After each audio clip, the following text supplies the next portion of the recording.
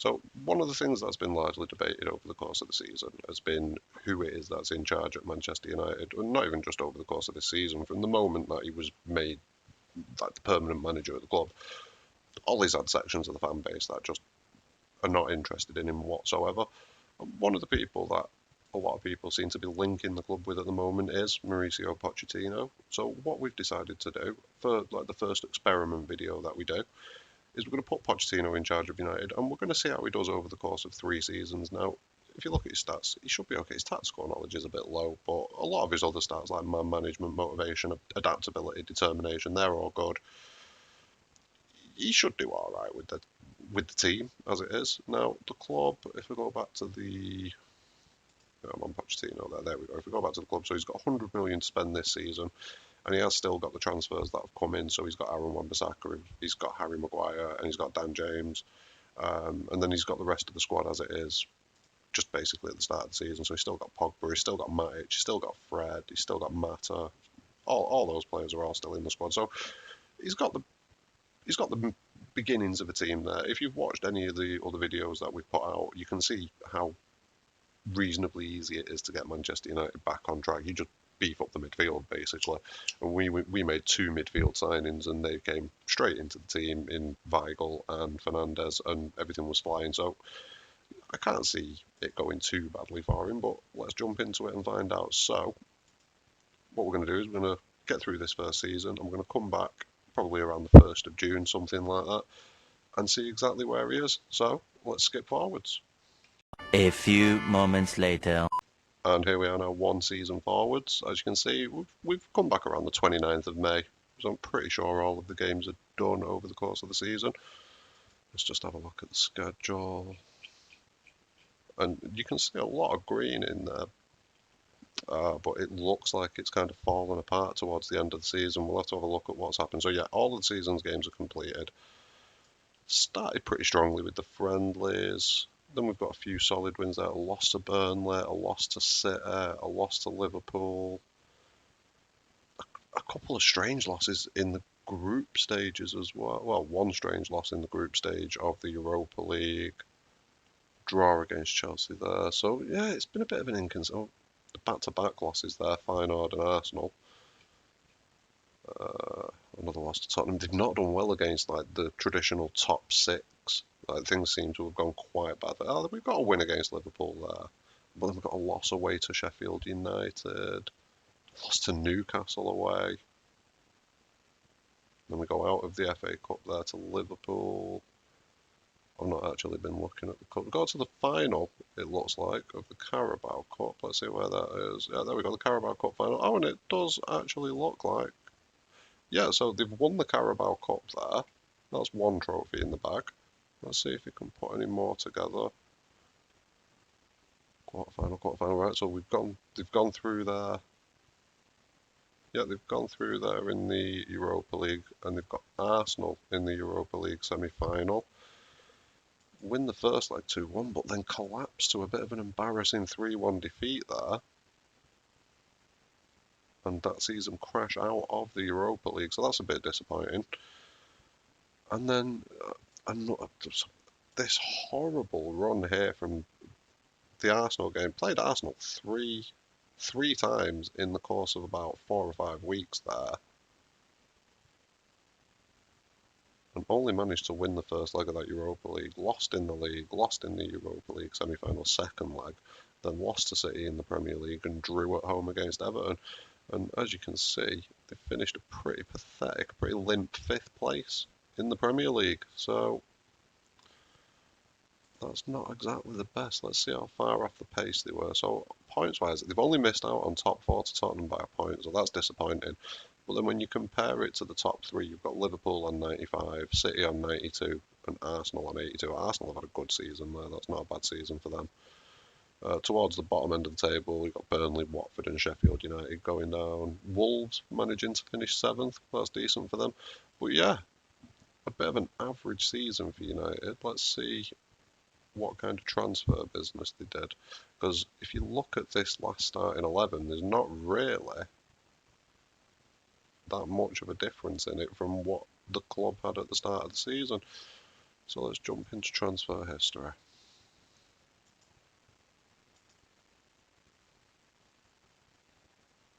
So they've added Safe Taidere, probably pronouncing that wrong.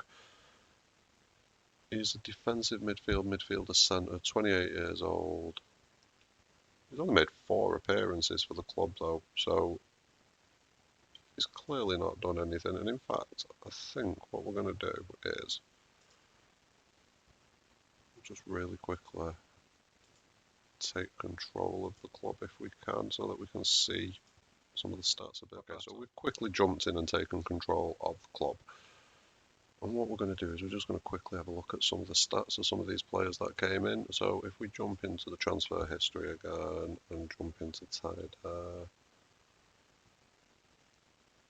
some reason it's not letting us see his stats. If I start edit, there we go. So his stats aren't the worst in the world.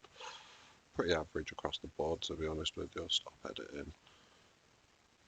Yeah, he's not really done anything at all over the course of the season.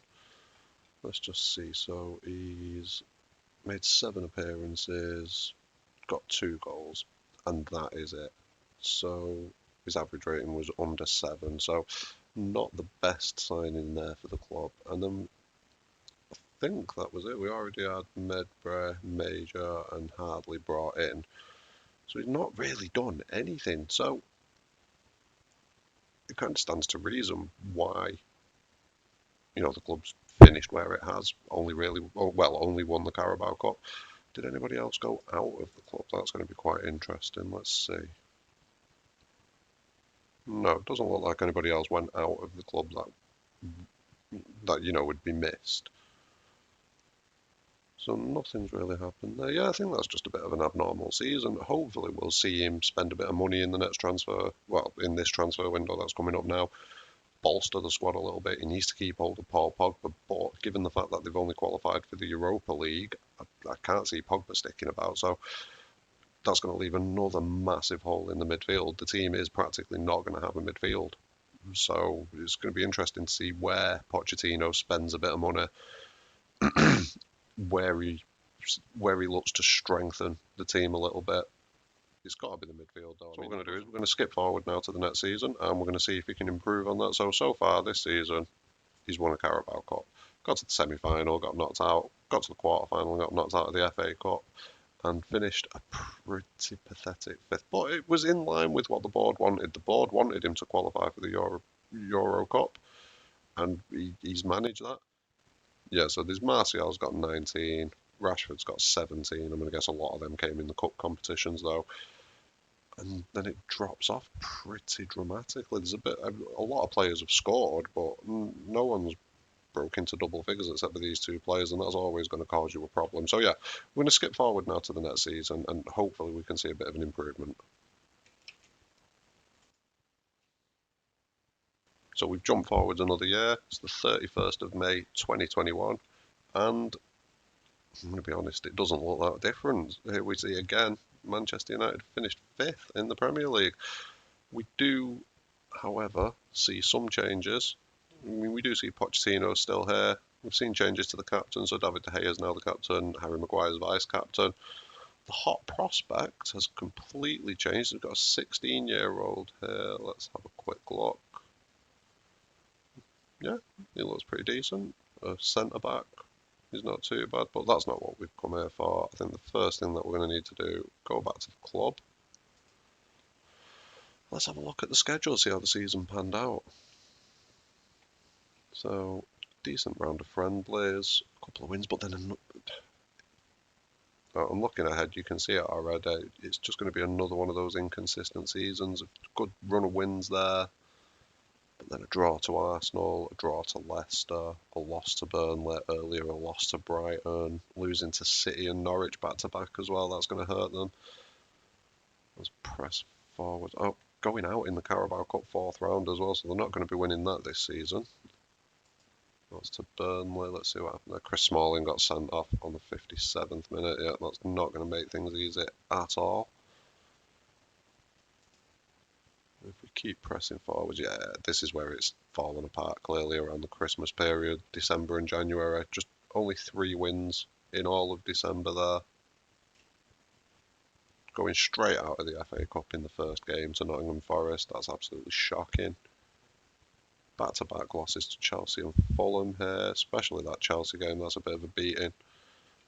And yeah, they seem to be progressing okay in the Europa League. Got a 4-0 win there and a 1-0 win. That sees them up against Shakhtar. They lose the first leg of that against Shakhtar.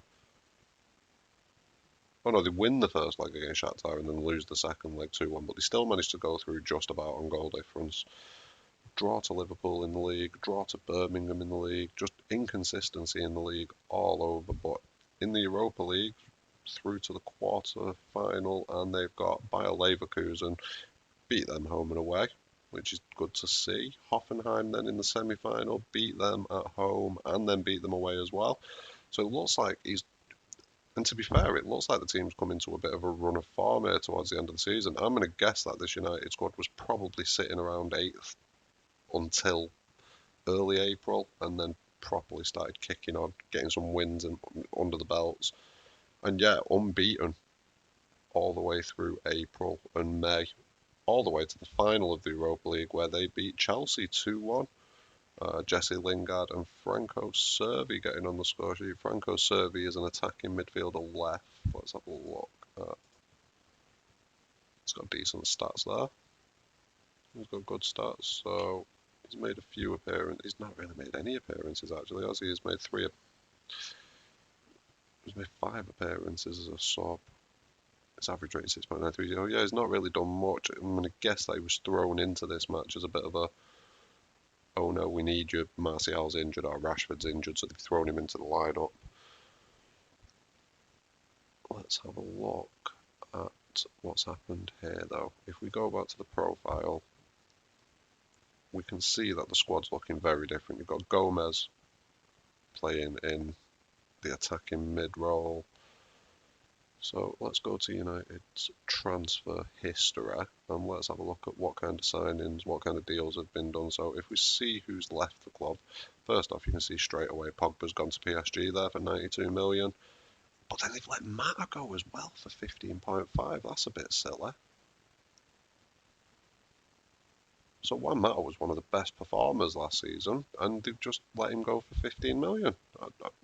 I don't really know what to say about that. And then if we have a look at the signings, Giovanni Lo Celso has come in, Rodrigo Bentancur has come in, David Zappacosta's come in. So he's spent 238 million. He's brought a lot of players in here. It looks like he's completely changed the shape of the squad. He's brought Ruben Loftus-Cheek in.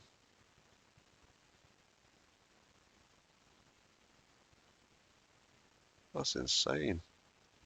I can't believe he's let Juan Mata go. And he's not really signed anyone like... Bentancur's a decent midfielder. He's solid, but he's not... I mean, bringing him in alongside Pogba would have been good, but losing Pogba and then bringing him in... And Giovanni Lo Celso, again, decent little player, valued at 58 million here. 25 years old. He's got good stats, but if we look over the course of the season, he's not really chipped in with many goals. He's got a fair few assists. Let's see if we can find the stats of the players now, see who's been the better performers over the course of the season. So if we go to the Premier Division. So we've jumped in to take over United, and just to have a quick look at the stats. So, as you can see here, it's a slightly different picture to last season, but it's the same kind of result. There's not really any massive goal producer in the squad. Taking Mata out was a massive mistake. Personally, I think that was stupid. He's not strengthened the midfield really at any point. The midfield's weaker than it ever has been. And yeah, it's not really coming together here. Alexis Sanchez is back at the club, 5 appearances, 2 goals. Ooh, wonderful. Yeah, it's disappointing. That's a good return for Greenwood considering it's only 36 games, but you'd still expect more if we sort by average rating as well. Dries Mertens has come in, he's been a decent signing. And, with stats like that, you'd expect him to be. But he's 34 years old. And, I mean, how much did he even pay to bring him in, let's say? Joe Pereira's going out. Oh, fair enough. Let me just find this Dries Mertens transfer and just see how much it was for. It was the previous season, wasn't it?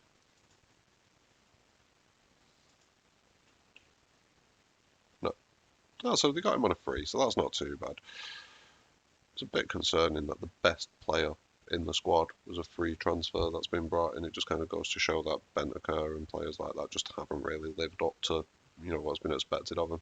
So what we're going to do now is going to go back, put Pochettino back in charge, load it back up, and we're going to go forward one more season because I've got to be honest, if he doesn't improve on this, if he doesn't improve on fifth in the league, I can see there being a problem for him, even if he does win the Europa League again. One good thing is, though, the club is in the Champions League, so maybe we'll see a bit of an improvement in the quality of player that can be brought in. So yeah, let's skip forward. Here we are now at the start of the third season for Pochettino, and as you can see, he's finished in fifth place again. If we jump over here, you can see 1 point behind Arsenal, just missing out on the Champions League, qualifying for the Europa Cup. So that kind of gives us a bit of an indication of how things have gone elsewhere. If we jump into the schedule, we've done okay there. Taking beatings in the Champions League, though. So Valencia beat them 2-1. Borussia Dortmund beat them 3-2. Managed to absolutely destroy Rosenborg, though. But if we don't see 3 wins in the next 3 games of the Champions League, I think that's going to be the end of that dream straight off the bat. A couple of draws there against Chelsea and Norwich, but in the Premier League looking strong. Beat Preston in the Carabao Cup, beat Southampton in the Carabao Cup, beat Dortmund, beat Rosenborg, but lost to Valencia. So where did that put them? We'll see in a second. So still going strong in the Premier League, getting wins against teams that you'd expect them to beat. Wolves tripping up the squad there. Arsenal tripping them up there, but then back-to-back losses to Villa and Liverpool, that's definitely going to have put a dent in any kind of ambitions. In the FA Cup third, doing well in the Carabao Cup though, I will say. Got through to the semi-final there. Then in the FA Cup, they actually qualified for the fourth round, which is an improvement on last season. Lose 2-1 to City in the Carabao semi-final first leg, but then beat them in the return game, so they're through to the final of the Carabao Cup again. A draw there against West Ham in the FA Cup fourth round, so that's going to be a replay. But the backlash of this has been a loss to Chelsea in the Premier League, a draw to Newcastle, a loss to Liverpool. Already at this point, you know for a fact that they're not going to be anywhere near the league.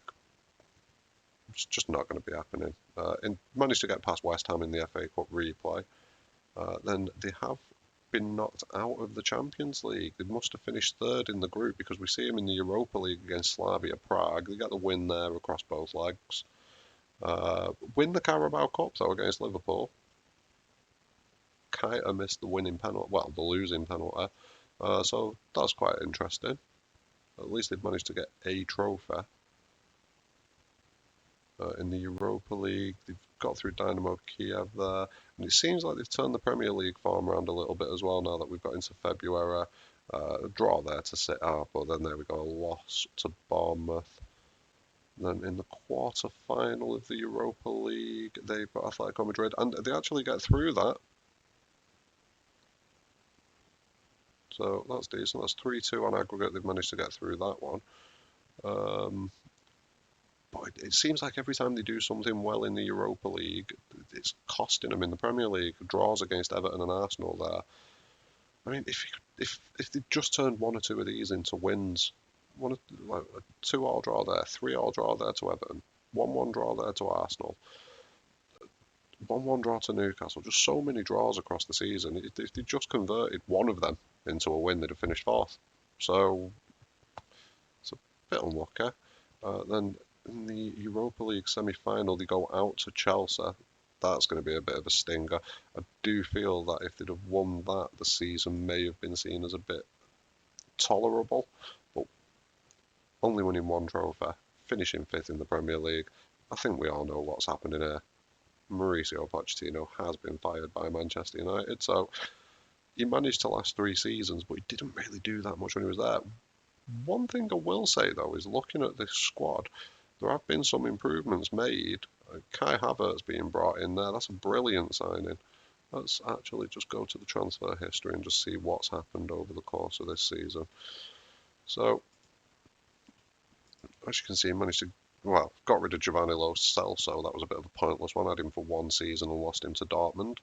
Got rid of Phil Jones, got rid of Fred, got rid of Tyder, got rid of quite a few players actually. And then as far as signings, they've spent quite a bit of money just everywhere. Wow, this is insane. So they bought Thomas Tavares, who's going to be a right back in the squad, which is a bit of a weird one, really, considering they've got Wan-Bissaka in there, who is absolutely monstrous. Picked up Longley, which is a nice signing. He should come into the squad and kind of bolster the ranks a little bit. So that looks like a decent signing for my money, at least, anyway. This from Mario Barrow, midfield centre defensive mid. I've not used him on any games yet, so I'm not too sure what he'd be like. But I mean, if we just look at his stats outright, yeah, they're pretty decent stats. So he's probably going to be a good player in the centre of midfield. It looks like he's finally got around to strengthening the midfield, but it looks like it's just kind of come a little bit too late. If he needed to make some of these signings the previous season, but without Champions League football, would they have come? And at Hazard, that next season, he's going to have some issues with Martinez and Havertz here. Havertz is a brilliant signing, though, valued at 77 million. The club paid 62, so that's not too bad. And then 76 paid for Martinez up front. And I mean, the return's been instant. I mean, if you compare the stats, I mean, let's actually do that. Let's go and have a look at the actual stats for the players. So if we just go and have a quick look at the squad, sorted by goals. Yeah, you can see there those two players have come in and brought a massive amount of goals into the squad. Greenwood and Marcus Rashford are still performing. I mean, they performed slightly better than they did last season, but they're still performing at a good level there. They're still getting the same sort of amount of goals in. Rashford's fell off. Martial's fell off quite a bit, though, which is a bit concerning. Has he had an injury over the course of this season or anything like that? Let's have a look.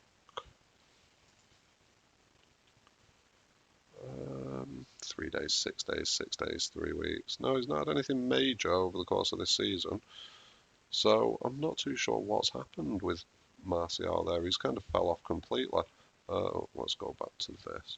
But yeah, Martinez with 29 goals, Havertz with 27 goals, and Greenwood with 19 goals. That's more like the kind of returns that were needed the previous season. I still can't help but feel there's too many players that aren't really performing to a high rate. And I mean, I'm used to seeing sevens across a lot of the team. If I'm not seeing sevens, then they've not really performed. And as you can see, you've got a lot of players there that have got average ratings below 7, and I wouldn't be overly happy seeing that. So, all in all, a bit of a disappointment, really. He started off well with the first season. He won a trophy. Didn't really strengthen anything in that. In fact, no, he didn't do a thing in that first season, really. And I think that's where he's paid the price, because he's always been playing catch up. Then he lost Pogba, and he had to play catch up there when he already had to strengthen the midfield. And then this season, when he finally has got round to getting the players in, it's been a bit too little too late. A few other players have fell off, like Martial. His performances haven't been the best. And it looks like it's all kind of come together in one mess of a season where all they've managed to do really is win the Carabao Cup. So that's going to be the end of the series. We're possibly going to do a few other ones like this. I'm not too sure how relevant it is. You know what I mean? Obviously, if Pochettino did go into United, I'd expect him to do a bit more as far as strengthening the squad goes than he did in that first season. So, but this is how football managers kind of panned it out, and it's got it as Pochettino lasting for 3 seasons. The next thing that we're going to do is we've got a couple of new ideas coming to the channel. So we've got another series. We're going to finish off the United series first. We've got the last couple of games of the season to do there. And then we're going to start another series not long after it, which is going to be a different club in a different league. So look forward to that. And then on top of that, we've got a couple of other little mess about ones like this where we make some changes to the database, do a little experiment, and see how it pans out, see what the differences are. So with this one, I'd say Pochettino has failed, but that's not to say he'd fail in real life, but on Football Manager, it's not happened for him. Thanks very much for watching, smash a like on the video and subscribe to the channel.